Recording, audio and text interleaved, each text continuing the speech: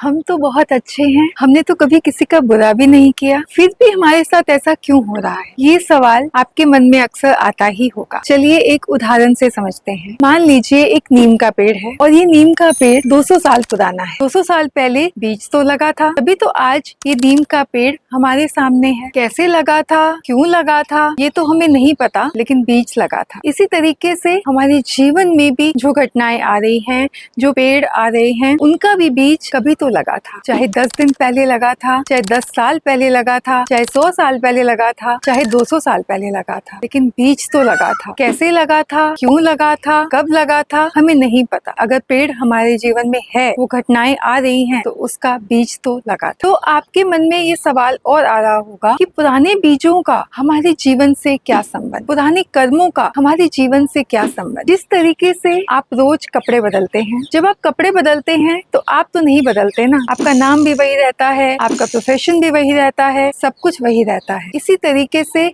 हम आत्मा है, जिस तरीके से हम रोज कपड़े बदलते हैं, उसी तरीके से आत्मा शरीर बदलती है। और जब आत्मा शरीर बदलती है तो उसके पुराने कर्म उसके साथ रहते हैं। अब एक और सवाल आ रहा होगा कि क्या इन पेड़ों को काटा जा सकता है? जो घटनाएं हमारे जीवन में वापस आ रही हैं, जो हमें नहीं चाहिए, क्या उनको कम किया जा सकता है? क्या उनको हटाया भी जा सकता है? हाँ, पेड़ों को काटा जा सकता है। कैसे काटा जा सकता है? माफी प्रार्थना से। जब हम माफी मांगते हैं अपने पुराने कर्मों के लिए, अपनी पुरानी गलतियों के लिए, तो धीरे धीरे वो पेड़ कटने लग जाते हैं, वो घटनाएं कम होने लग जाती हैं। जिस तरीके से जब पेड़ झुक जाता है तो उस पर फल आते हैं, उसी तरीके से जब हम झुकते हैं, माफी मांगते हैं, तो हमें भी हमारे डिजायर्ड फ्रूट्स, जो भी हम चाहते हैं, वो मिलने के रास्ते खुल जाते हैं। तो आप सब अपना ध्यान रखिए और इस वीडियो को अपने लव्ड वंस के साथ, फ्रेंड्स के साथ जरूर शेयर कीजिए। Thank you so much.